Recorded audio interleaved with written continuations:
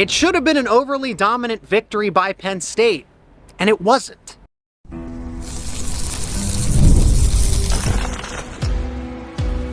You are Locked On Nittany Lions, your daily podcast on the Penn State Nittany Lions. Part of the Locked On Podcast Network, your team every day. Penn State defeats UCLA 27-11. It wasn't a dominant victory that most of us were expecting, and should that mean there's concern for that USC game in 1 week's time? My name is Zach Seyko. I'm the host of this Locked On Nittany Lions podcast. He's Zane Brancefield, associate producer to the show. Penn State didn't have that dominant performance that we were expecting. Offensively, defensively, 27-11 does kind of say that, but up until garbage time, it was 27-3. So we'll talk about the offense, defense, a little bit of special teams, and then how that affects that USC matchup. But Zane, I am not overly concerned. I thought this was a game where Penn State just kind of needed to get in, take care of business, and get out, right? Even though that is a home game, you're welcoming UCLA in, but you're without Nicholas Singleton. You have bigger fish to fry with USC, eventually Ohio State, right? So you don't need to do this elaborate game plan, this elaborate scheme to beat a UCLA team that's just not good. Again, circumstances set up otherwise? Yeah. UCLA didn't have its starting quarterback. UCLA offensively and defensively are just putrid. They're just not good, but they stayed in the ball game. They stayed relevant enough. At the end of the day, Penn State understands that it has bigger goals because they let their foot off of the gas. They knew that they had a 27-3 lead down the stretch. They got the backups in, which was great. Zane, do you have bigger questions about the offense or the defense? Because again, I would say the defense overly, because again, UCLA backup quarterback, not that great. I know it was 27-3 before that last second touchdown, but only 2 sacks and no turnovers in this game. Yeah, definitely more questions on the defensive side of the ball. I think 2 biggest things: pass defense is not great, and the tackling is horrendous to watch at times. This Penn State defense gave up that big explosive play that Franklin obviously didn't care for, that they ended up getting the field goal on. And besides that, I don't think the defense didn't give up any other points, because you can't really count the garbage time. Like Franklin said, it was a bunch of backups. It's like they weren't really concerned. They just wanted to give those guys some playing time. So I don't even count that last touchdown as far as the Penn State starting defense is concerned. So I think you really just have to look at the pass defense needs worked on. They had a couple big explosive plays. The run, they also had a couple of runs that went right up the middle. Penn State defense needs to work on that. And obviously tackling has been an issue in this Penn State for a long time, and I think they need to figure that out, because frankly, you can't be letting somebody get a 10-plus yard play when they should have been sacked behind the line of scrimmage. So they definitely need to work on that. Let's look at the bright side of it, though, Zane. Limited penalties. They cleaned up the penalty problems. Only 2 penalties called against Penn State and 20 yards. So if you're going to take away something positively, I think, the constant offsides and all these other, defensive holding or a pass interference, right? But I agree with you.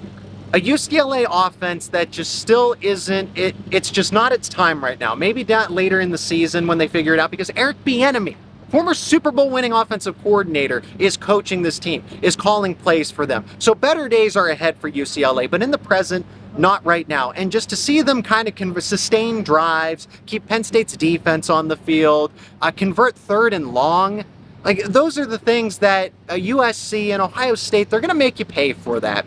So UCLA doing it doesn't inspire a lot of confidence. But again, the bend don't break mentality, it works in this case. 3 points allowed until the final 16 seconds of the game.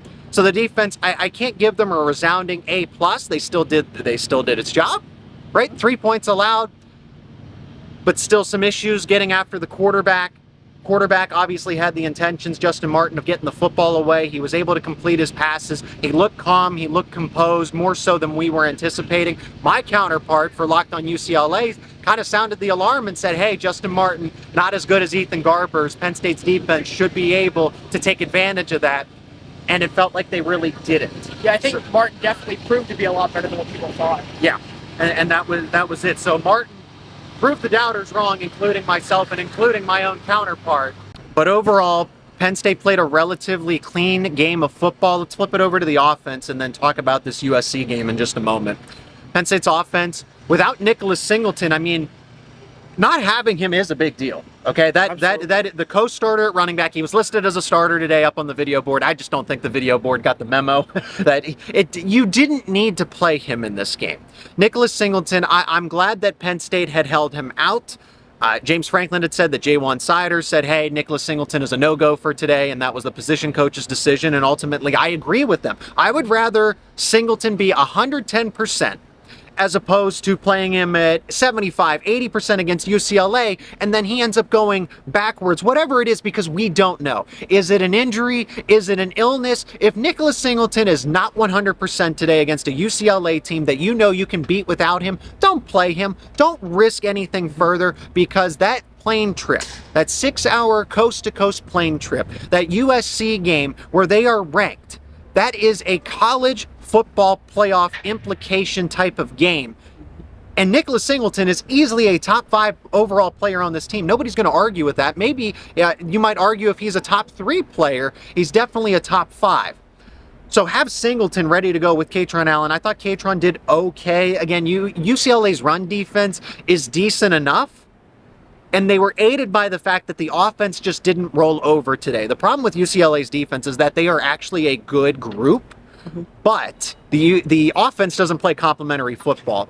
So Penn State putting up 27 points is actually a good sign, because UCLA's defense doesn't get enough credit that they deserve. Yeah, the UCLA defense is definitely better, because they only give up 34 points to LSU and Oregon the last 2 weeks, so that's definitely better than what people would think. But the Penn State offense, definitely without Nick Singleton, hurts, but I agree with you. You don't want him to be banged up going to USC. You definitely need him for that game. But Katron Allen did fine. He had a little less than 4 yards to carry this game, but he had 74 total yards. So I think that makes up for it. Also got to see a lot of Quentin Martin Jr., who... I like what we saw from Quentin. Yeah, he looked solid. He's a young player. He needs to earn his playing time and still get better and develop. But overall, they look good. Drew Aller threw for over 71% of his completions. I thought that was fine. Yep. People want to say, oh, he had a couple errant throws. Well, you could say that about anybody. But Drew Aller was fine. He was more patient today with going through his reads. He even mentioned, like, we saw Liam Clifford catch for over 100 yards, and Aller said that a lot of times Clifford was the second read on a lot of those plays, but he was just so wide open, he had to throw him the ball. So I think that shows, like, this Penn State offense has so many different weapons. We've seen Trey Wallace go for 100 yards, Tyler Warren, now Liam Clifford, Nick Singleton, Katron Allen have both rushed for over 100 yards. So you got a lot of things here in this Penn State offense. You don't know who to guard, and going to USC, that's definitely to your advantage, because you would have a lot of different dynamic parts. You can't really scheme one player out. Like Franklin always talks about that with Tyler Warren, but that goes for any player on this team.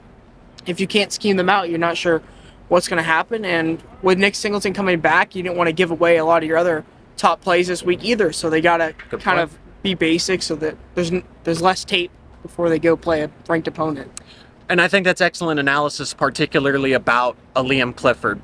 Trey Wallace, over 100 yards against West Virginia. Tyler Warren against Bowling Green. And then you've seen Amari Evans. I think he's done it twice, or he's gotten really close. So those have been the 3 main pass catchers. We haven't seen the running backs get involved as much in the passing game as we maybe thought would have, but Allen and Singleton can definitely contribute, but they haven't needed to go into that direction. It also says, Drew Aller's keeping his eyes down the field, and he's not going to just dump it off to the check down every time. So situational type of stuff as well. But then Liam Clifford, we're talking to Trey Wallace in the post, after the post game, players are made available. And Trey says, hey, Liam Clifford was doing that all of camp. And to see him put it together within a game is very promising. So now you have to account for more than just Trey Wallace. Tyler Warren, Amari Evans over the top. Liam Clifford had 3 catches for 100 yards. He's not just the quick out route 5-yard receiver. He was picking up chunks of 20-plus yards.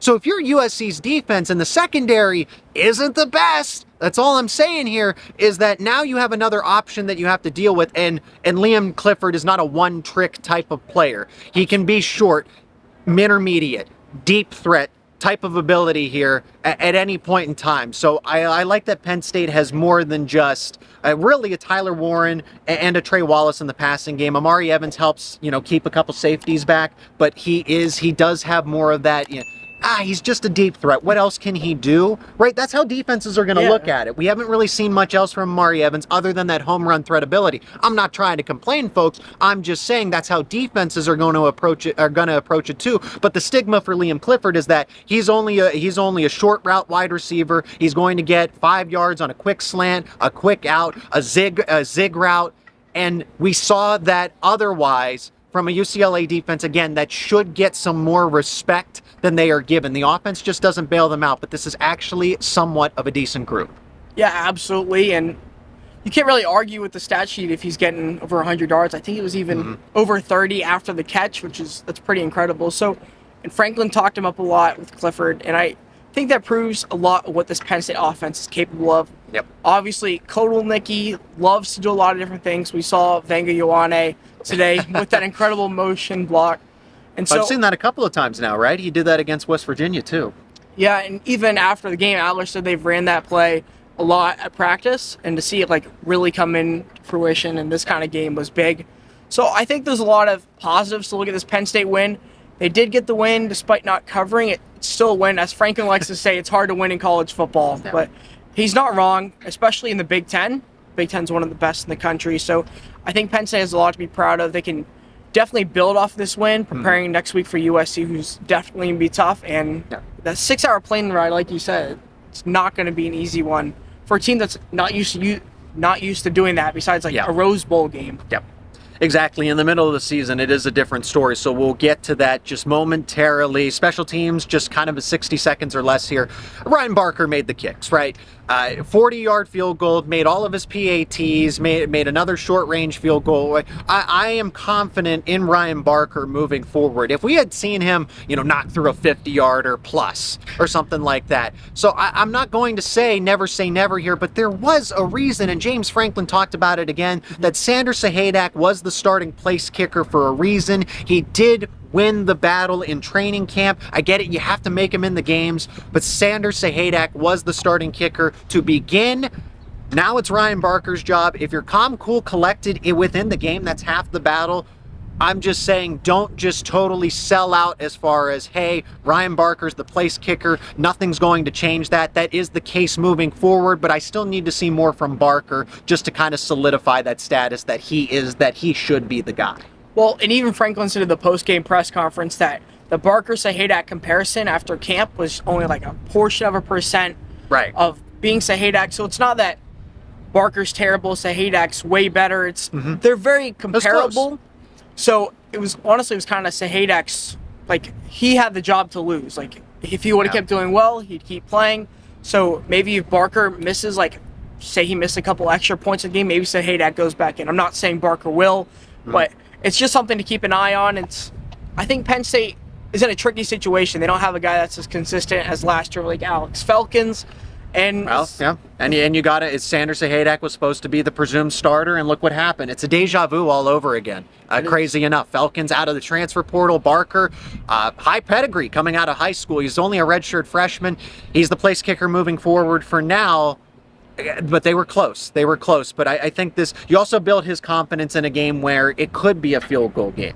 So let's set that up. Penn State versus USC. It is a field goal game according to the books. FanDuel has this at, I think the last time I checked, about 3.5, 4-point spread, give or take, Penn State versus USC. It did open it very early on in the preseason, Zane, by 7 points. So that spread has gone in the favor of USC.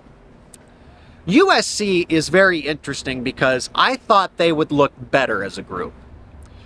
They had a nice quality win against an LSU team, but against Wisconsin, I know they blew them out in the second half 28-0, but it was 21-10 losing to Wisconsin in the first half in Southern California. Zane, here's what I don't doubt. I don't doubt that Penn State's the better football team. I don't doubt that Penn State actually has a better, more unique offense overall. Penn State's defense is way better. They are top 10. I think they're top 5 when it comes to yards per play allowed by a defense in the nation. USC is not that. Decent defense. I think they're top 60, top 50 in yards per play. Offensively, they're top 25 in yards per play. But Penn State has a top 10 offense and a top 5 defense. USC has a top 25 offense and a top, give or take, 50 or 60 defense, same. So when you look at that matchup on paper, yeah, Penn State's better. The thing that is the differentiating factor is flying coast to coast. And maybe it might not have affected UCLA as much as we had thought.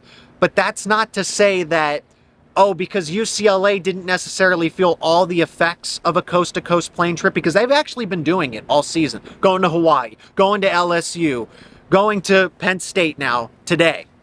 Penn State is definitely going to feel that because this is the first big road trip. This is the first they went to, you go to West Virginia and then you play the streak of home games. And now your next trip is a 6-hour plane ride to Southern California, and they're landing on Thursday. So you legitimately have about 36 hours to get used to everything. Time change, climate, everything in between. That stuff matters. Jet lag matters for, as you mentioned, a team that doesn't routinely do that unless they're on winter break. And they have a month to prepare for an opponent they're not familiar with. So all that stuff that you can't quantify in statistics, we don't have data to back this up. It is tough for me to look at this game and say that confidently on a neutral site or here in Beaver Stadium, I can tell you with utter confidence that Penn State wins. On a 6-hour plane ride, under the circumstances that they just haven't had these kinds of road trips here, long term and in the short term this season, it makes me doubt how this game could go.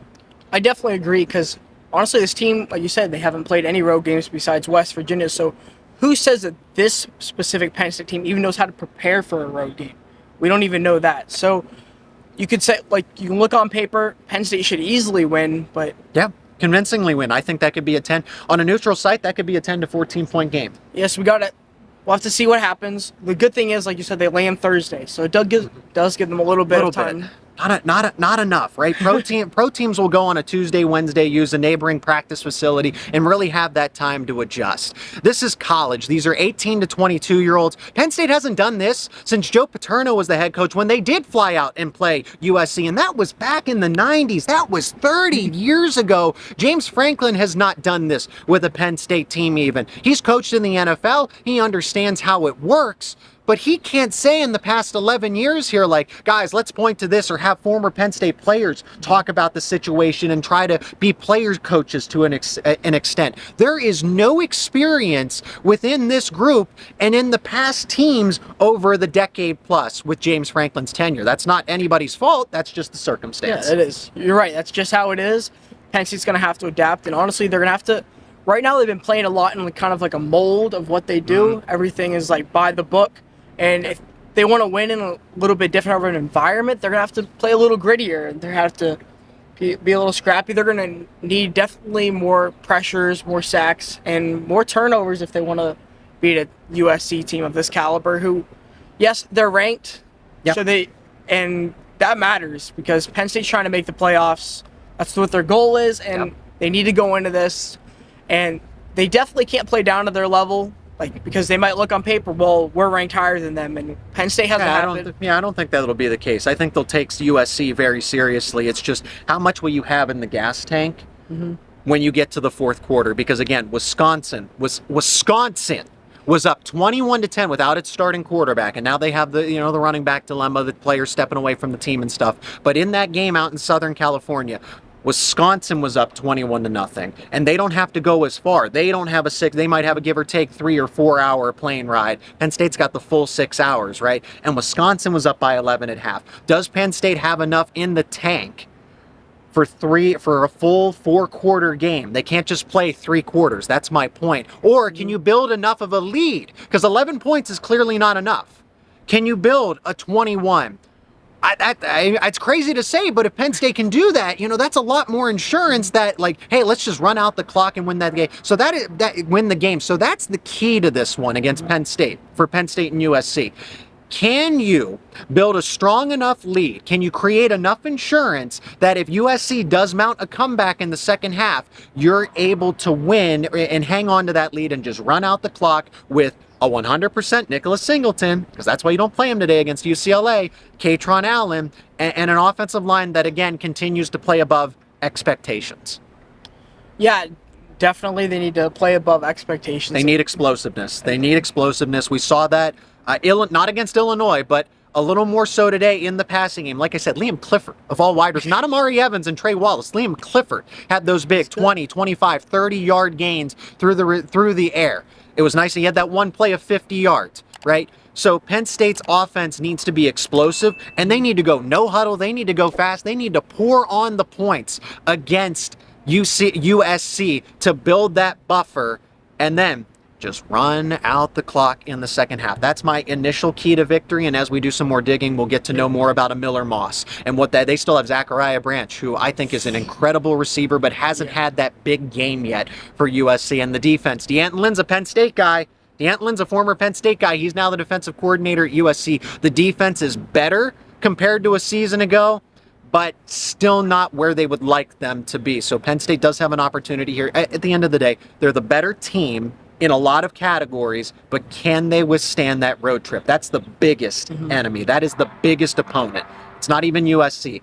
It is themselves. That road trip. Yeah, it's themselves. They oftentimes come out slow here at home, so they need to definitely... Right. Today against UCLA. Yeah, and Franklin obviously doesn't like it, even though the team always plays well in the second half. Like you said, they need to play a good full 4 quarters of football against USC. It has to be good quality football. They can't be doing these slow drives where they're not having explosive plays. They need big explosive plays. They need to come out ready to go, like you said. And they need Nick Singleton to have a big game, but most importantly, they need Drew Aller to have a big game. And that doesn't mean he needs to throw for 300 yards. It means he needs to manage the game well, like he has all season, be slow on his reads. If he needs to throw a check down pass instead of getting a sack, that's what he needs to do. But Drew Aller, I think, is the biggest key to this Penn State win as far as keeping everybody's confidence levels high, keeping the morale high, keeping everybody ready, and just prepping. And a lot of it comes down to individual captains within their position rooms, and I think Penn State can do that. I think they do a decent job here at home. At practice, they seem to always be excited about all their other guys. So I think Penn State's ready for this game. I don't think you'd be more prepared after playing an Illinois team who was ranked also, and that was a big win and showed some confidence for them. So I think Penn State needs to just keep building on this. Like Franklin said, it's the first time in history that Penn State's gone 5-0, the first for 4 years in a row. So that's a big deal, and Penn State needs to keep building on that if they want any chance of making the college football playoffs. And USC is not going to roll over, okay? Just because I'm being critical of them. And watch that Minnesota game tonight. I think that's going to be an interesting one. I think Minnesota does make it a ball game, and hopefully that prediction holds true here after the fact. USC is going to try to match that explosiveness. They understand that, hey, if we can tire out Penn State's defense, keep them on the field quite a bit, then that's the key for USC. I'm not just totally counting out the Trojans. Lincoln Riley's been to the college football playoff. He understands how these things goes. I'm eager to see this coaching matchup, Andy Kotelnicki versus D'Anton Lynn. James Franklin versus Lincoln Riley. I think there is more to this than just, how does a Drew Aller do, which I think is an important point. He's the quarterback, but I'm saying that there is going to be a lot more chess involved in this because of all the extracurricular circumstances. That's going to do it here from Beaver Stadium. Penn State is 5-0. As Zane mentioned, they are 2-0 in the Big Ten. They're ranked within the top 10. Missouri got absolutely blown out by Texas A&M, so Penn State should move up the rankings, and we'll see about that Minnesota-USC result. I'm not saying never say never, but the Golden Gophers might do the unthinkable at home because USC has to play on their turf. He's Zane Brancefield, associate producer to the show. I'm Zach Seyko, your host of Locked On Nittany Lions. Let us know your thoughts down in the comments section. Subscribe to the YouTube channel and wherever you get your podcasts for all the latest conversations around your favorite Penn State sports teams.